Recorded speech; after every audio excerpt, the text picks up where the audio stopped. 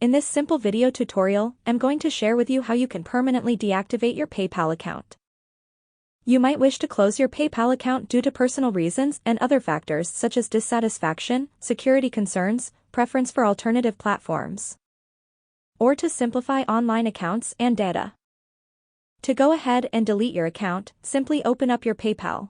Tap on your profile icon on the upper left corner of your screen.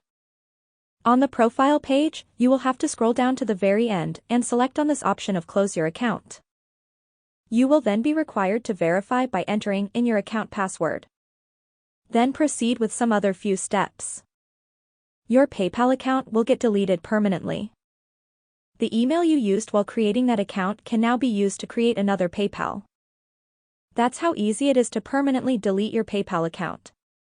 If you have any questions, just let me know in the comments section down below. Please don't forget to leave a like, share and subscribe for more video tutorials like this one.